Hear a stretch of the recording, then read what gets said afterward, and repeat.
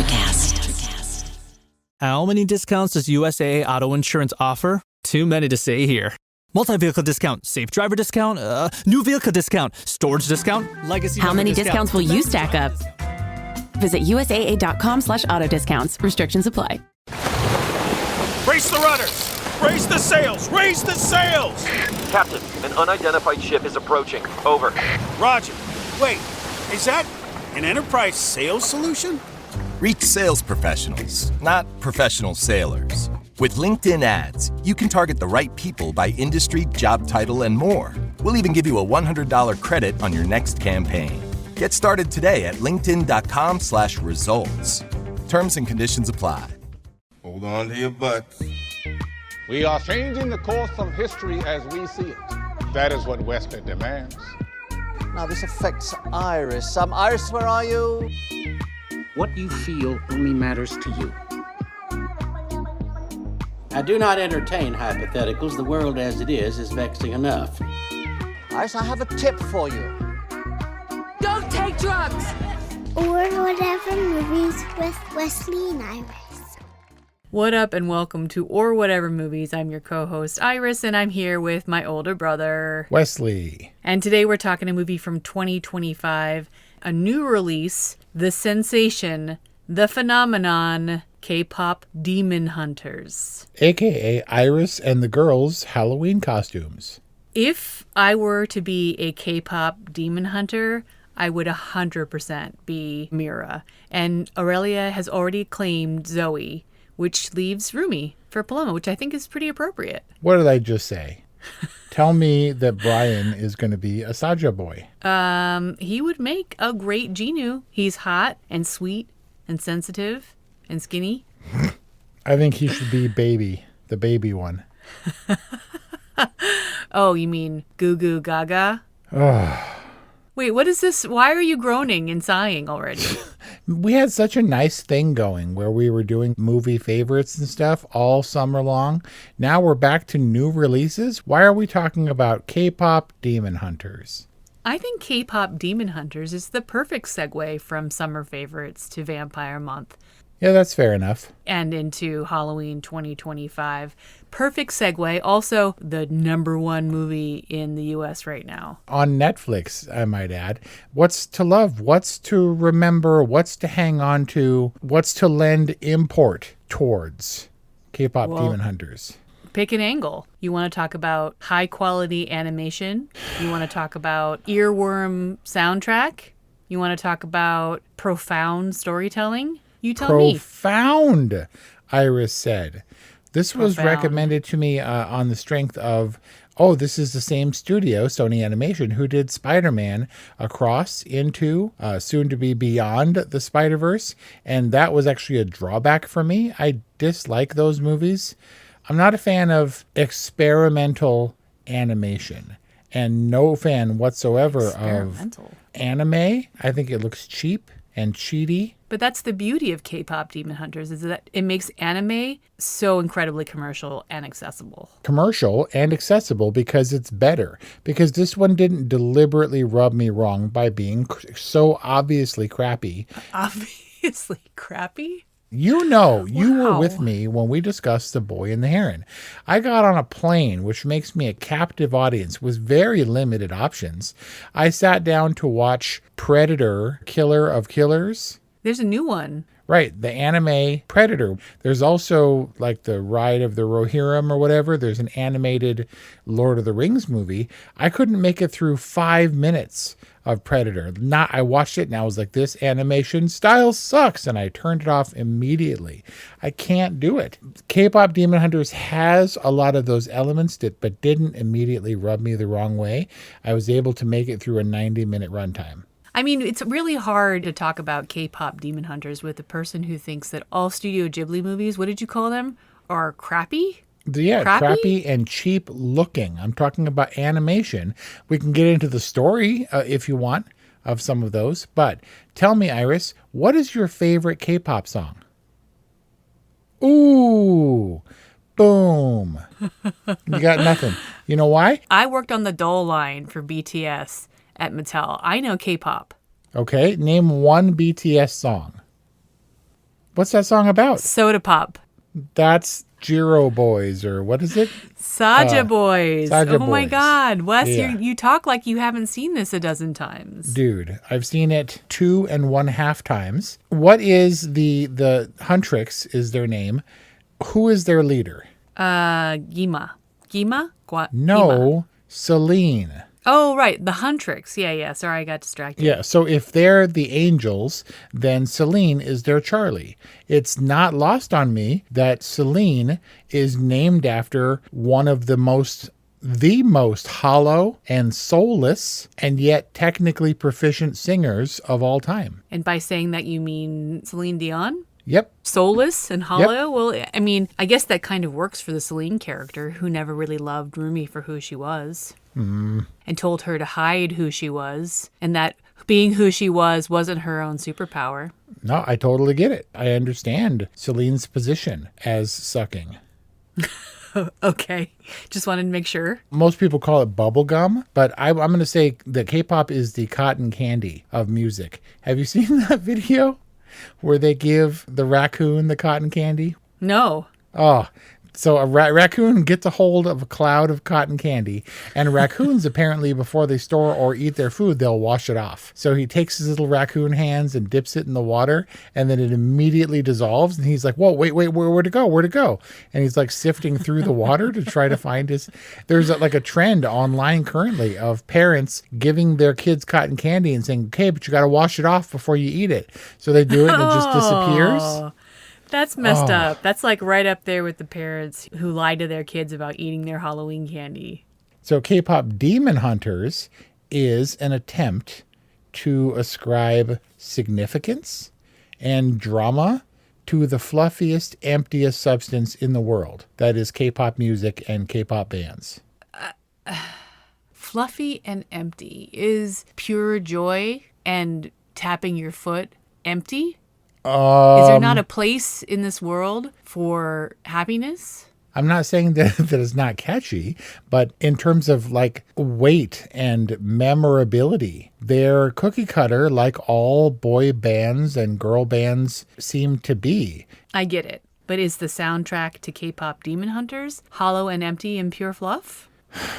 Golden. Is that the lead track, do you figure? Like the standout single on the K-pop Demon Hunter soundtrack? Yeah.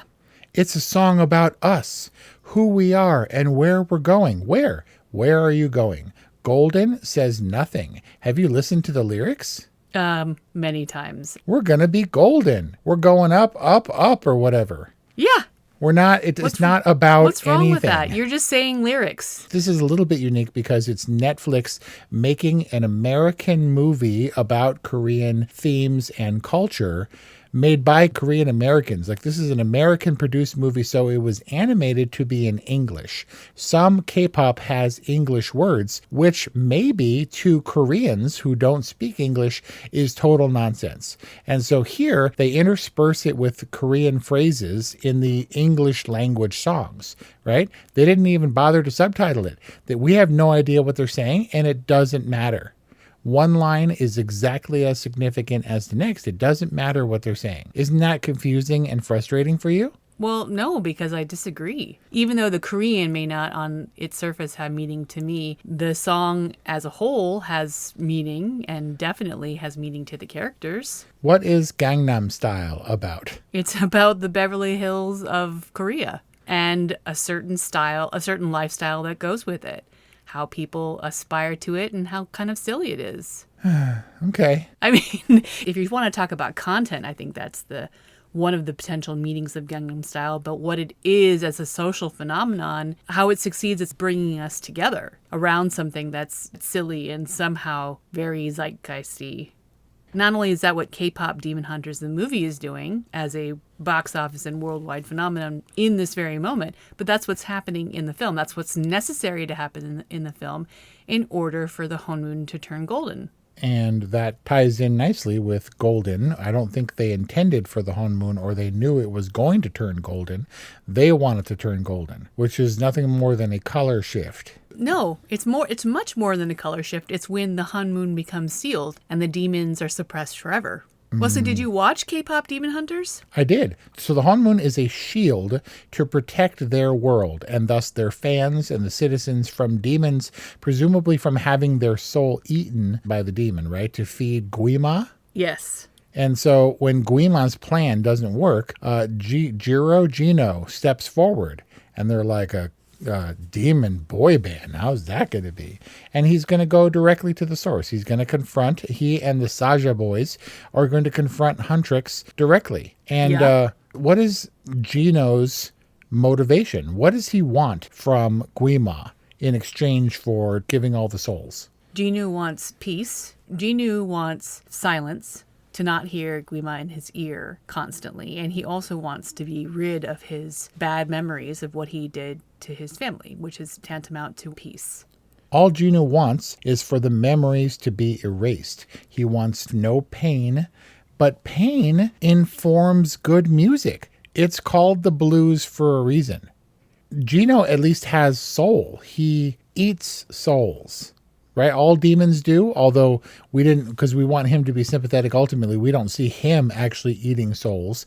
He does contribute souls, which are flying overhead, into Guima's gaping maw. Yeah. Gino just wants to be good enough. He's in his pain. He bears shame. He is, ironically, much more of what it means to be human.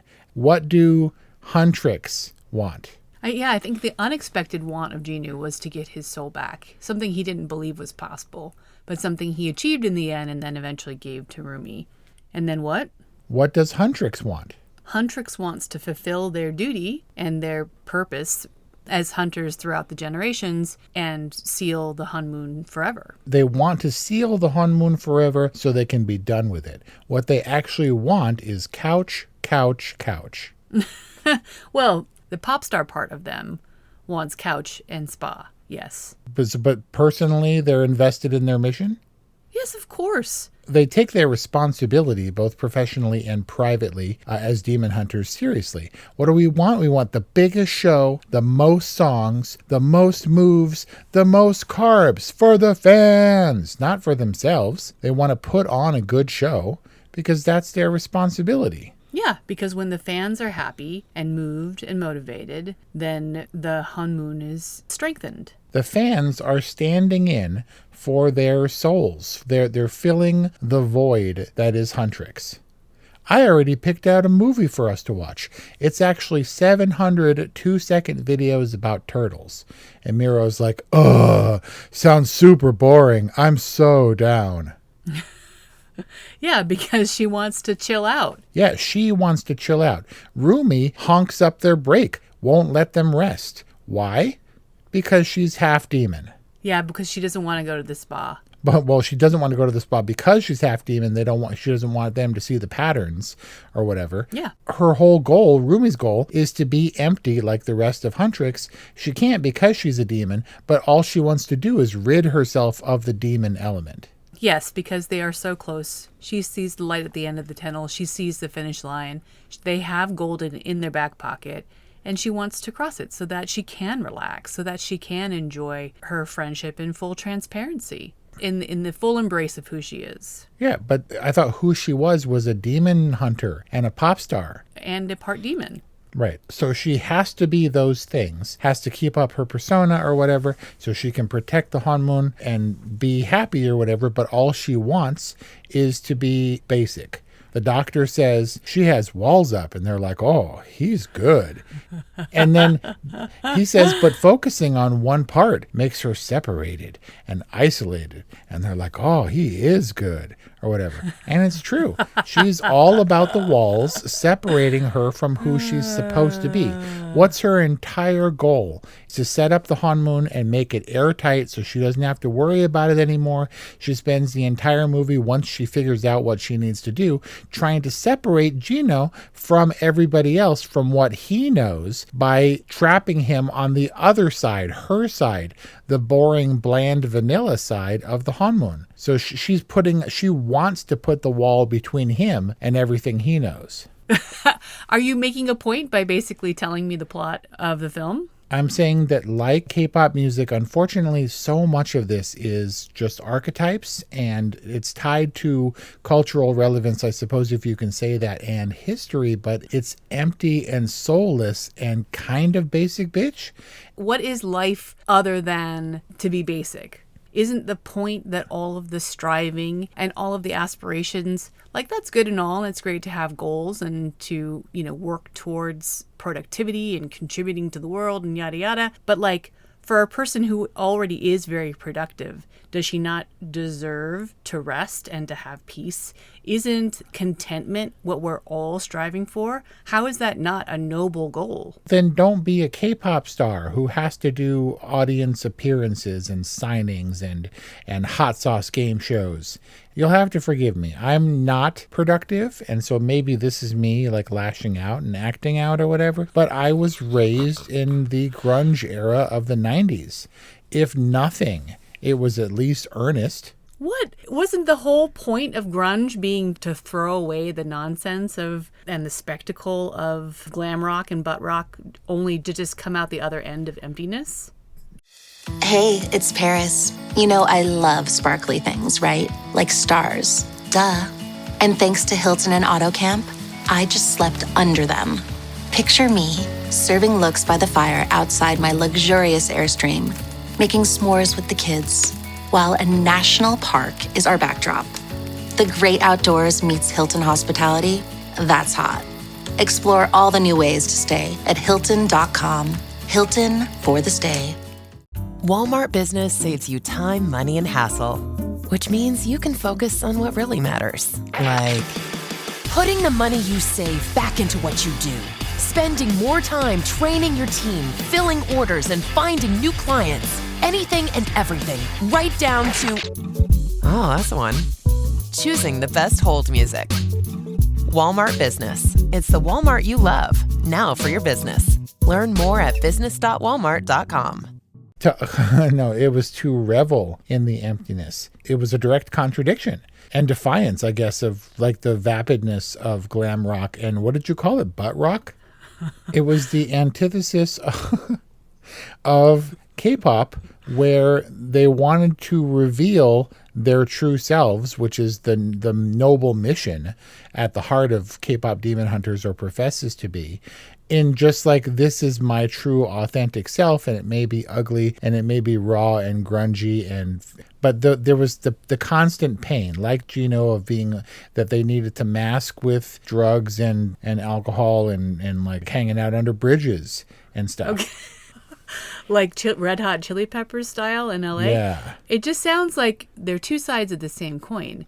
That it's about realizing your authentic self, and what you're taking umbrage with is just how they're doing it. Maybe that's the case. Gino says, you're a demon, just like me. All we get to do is live with our pain, our misery. And I was like, you go, Gino. Like, I want to be a demon in this world. Why do you, Wesley, spend hundreds of dollars on concert tickets?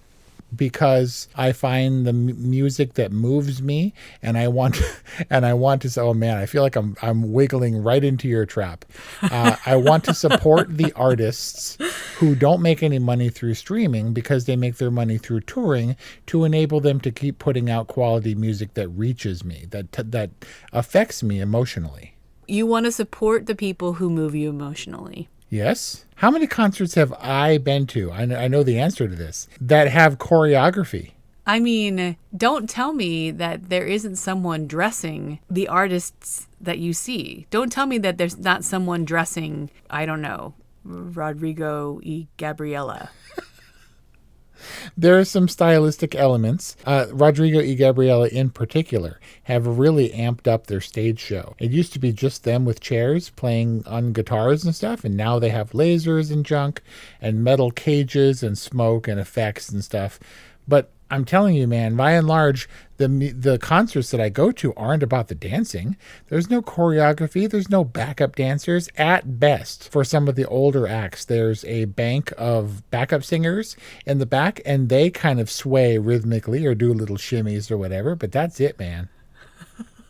Well, just because Paul Simon writing his hand in the wind isn't a choreographed dance move doesn't mean that he's not being physically moved by his music. No one's being physically moved by Huntrix is the problem.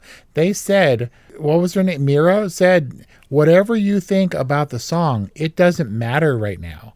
You're right, it doesn't matter. They're trying to win. They're going to take down the Saja boys by winning the Idol Awards. That's what they're going to do? That's the event that most invigorates the fans and strengthens the Hanmun for the whole year. You heard them? Yeah, I heard them. This is important stuff. The Saja boys, all their stuff is about fulfillment. I want you to fill me up. I want to take a bite, take another bite. I need you to feed me so refreshing. Now, maybe they're talking about the souls or whatever.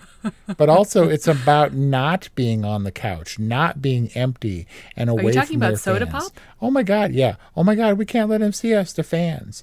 I mean, Soda Pop, if you want to talk about Soda Pop specifically, I think it's a brilliant ironic twist on a pop song because it's aware of what it is and what it's doing. It's not masking the fact that it's trying to be manipulative because they have nefarious purposes. Sure. Do you think that the personas of these K-pop bands are manipulative? Such archetypes. There's the baby one, and the little feisty one is the rapper one, and then there's the tall, cool one. Which and is then funny there's the classic and familiar. One. Okay, right. So it's familiar and it hits all the buttons, but you don't feel that it was in a way that was manipulative? Boy bands are constructed to be manipulative, but you're using that, assuming the negative connotation. But that's what I'm saying. They're like, for massive popularity and appeal, we need to have the muscly one. And then we need to have the guy with the earrings and the facial hair. Not in the Saja boys. Boy bands, none of every them fan have is going to hair. have their type, and every fan is going to have their favorite. And that's kind of the fun of it. Just like part of the fun is saying, I'm a Mira or I'm a Rumi. You know, I feel like Amy right now. You're fiercely defensive? Yes! I'm being fiercely defensive and coming at you all hard and like, I really didn't expect this from you. I'm afraid that K-pop Demon Hunters is just a rhythmic march towards mediocrity. It's an empty longing. Wow. To be empty for a long time. They're enabling those fans at the end to idolize weak sauceness before they return to their couch. Because the audience doesn't know that they're demon hunters. What happens when Gino gives his soul to Rumi? He strengthens her, maybe even, dare I say, completes her, so that she can completely destroy Gima. And in the process, without his soul, without his substance, he completely disintegrates because he's hollow. No, because he was a demon and in Gima's direct, like, tractor beam power array thing. In forthcoming Vampire Month, we discuss From Dusk Till Dawn. And in our discussion for that, you say that your great fear about that movie is that you are not in touch with the public, of the public's taste. And I think that K-pop Demon Hunters puts the nail in that coffin. I thought that you were going to say that I said that in our discussion of Sinners in Vampire Month, that I was on the vampire side. Because I think it would be cool to be a Saja boy. I think it would be cool to be Gino specifically, not the other nerdy ones.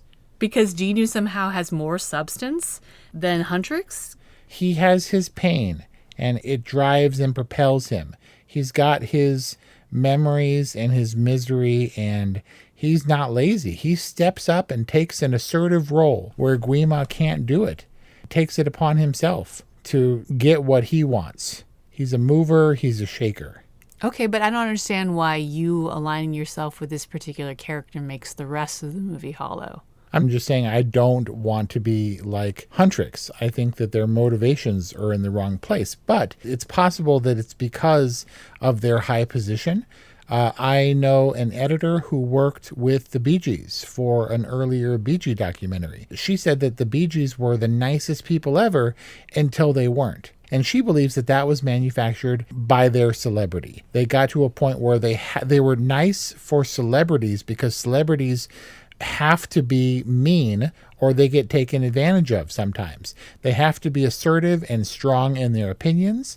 And when someone tries to do something to manipulate them, they will put their foot down, even if they're nice people. Sure. I can imagine with so many people and so many inputs that you get a little bit jaded. Are you talking about the Bee Gees' How Can You Mend a Broken Heart documentary, our discussion for which is available on orwhatevermovies.com or wherever you get podcasts? That was a good documentary. You guys should check it out and listen to our review. But no, this was from something earlier. It might have been Behind the Music or something like that. But unfortunately, I think the popularity kills the soul, the spirit of music.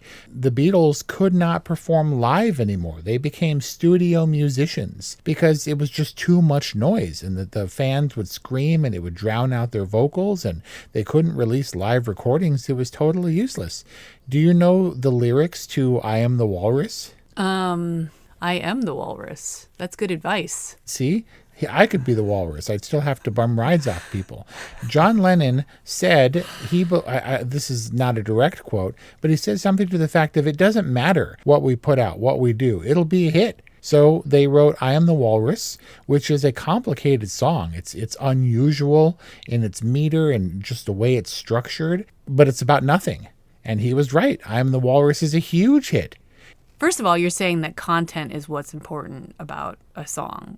And I'm a person who's really into lyrics, and I'm also really into feeling when it comes to music. Yes. I find certain pop songs to be kind of quote-unquote soulless, to use your words, because I don't feel like there's real emotion behind the delivery of the content. But that's because you grew up as my sister. But that being said, I think this is a very narrow way to view what content is. You just said that I Am the Walrus is a complicated song. And you can't limit content to just one aspect of a creative whole, creative work. I mean, how is it that the music, that the social context, that the fact that it comes from the Beatles, the fact that it comes from an artist that you know so much about and believe in what they stand for, like, how is that not all a part of authorship? It is, and I understand. And there are different tiers of authorship. The orchestrators, Svengali Spices of the world, who set up these boy bands, these girl bands. There's structure behind it. There's methodology behind it, but it's all for artistic expression. I laughed because it made me think of a line in That Thing You Do. Did you see that movie, the Tom Hanks movie? Yeah, that was like Playtone's big breakout, right? No, I don't think I did. Jimmy, the songwriter, he doesn't like that the band is getting popular. So he storms off. And one of the other characters says, there he goes, off to write that hit song, Alone in My Principles. Because it's true. Just being authentic is not enough. Now, granted, some of the music I grew up on has good hooks and stuff, but it's not for mass appeal. So when stuff like Nevermind is released and everybody loves it, the people behind that totally freak out and eventually aren't with us in like 3 years later. It's just too much. But for the machine, to be a part of the machine, especially culturally in Korean society, it takes real skill and stamina and a mindset to be a part of that machine. I have admiration for Taylor Swift. She gets up and performs massive 3-hour shows that cost millions of dollars a piece and rakes in way more than that from ticket sales, but it all stems from the fact that at the core of it, she is a singer-songwriter where she writes her own songs and performs them, and she's not just a puppet for the pop machine. And in that way, Huntrix does write their own songs. They have their own secrets, etc. I'm concerned about K-pop Demon Hunters as a concept because it trades on the emptiness and vapidness that I perceive K-pop music to be. And turns it entirely on its head and shows a world where it can be one of the most noble pursuits, a matter of life and death, the safety of your soul. And that's what's so brilliant and so fun about K-pop Demon Hunters. I honestly thought we would spend this episode talking about the fun aspects of this. And I'm not saying it didn't turn out to be a productive discussion, just different than what I expected. And that's okay. I can roll with that. I can appreciate it for what it is. Remember the Idol contest dude was like, every snowflake is special, but one's probably the best. It's all arbitrary. Syndrome said it best in The Incredibles.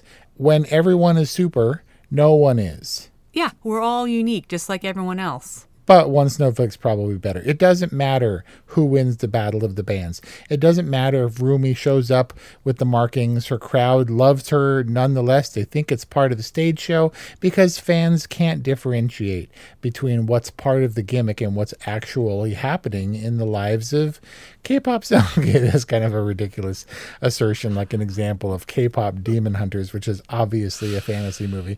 I had fun. It was fine. It's all colorful and stuff, and they have cool swords, and they killed demons. I was like, do they actually kill demons? Do they show that on screen? Yes, they did.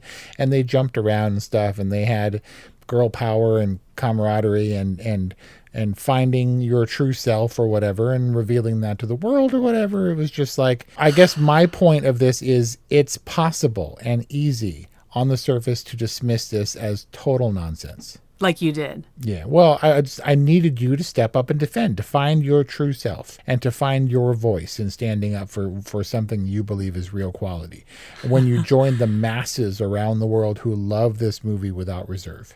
The girls and I got into an argument about Karate Kid because they were like, we don't want to watch this. And I was like, trust me, it's great. And they were like, no. And then they threw a big fit and I was all angry because they wanted to watch Descendants for the 100th time. And I don't want to watch Descendants. And then they asked me to watch K-pop Demon Hunters.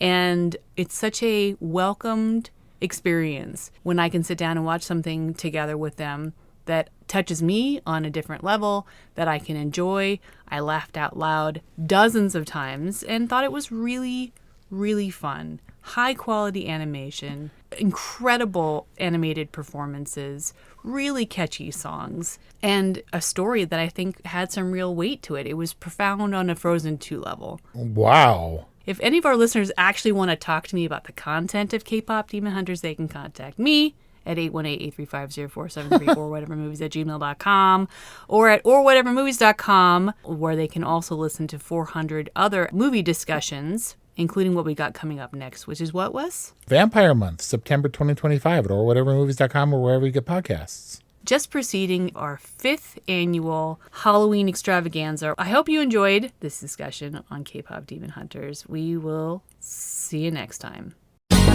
Ever thought about starting your own podcast? Do you have a business or a message you want to share with the world? Well, now it's easier than ever with Electricast. Hi, I'm Mark Netter. And I'm Peter Rafelson. We're the founders of Electricast Media. Whether you want to start a new podcast or already have one, join Electricast to grow your audience, monetize your content, and build your community. With our simple sign-up, you get free promotion, world-class analytics, premium ads, and personal support. Go to electricast.com and join our community today. Electricast. Transform your influence. Electricast. Hi, I'm Mark. And I'm Peter. We're the founders of Electricast Media, bringing you great podcasts like Nightmare Road Stories, Tech Talk Revolution, and Bodacious Minds. Electricast networks include Ruby for female empowerment, the Best Business Network, and GPN for geopolitics. We built this company to create community and amplify diverse voices, and we really appreciate your support. So, keep listening to Electricast podcasts and hear the culture.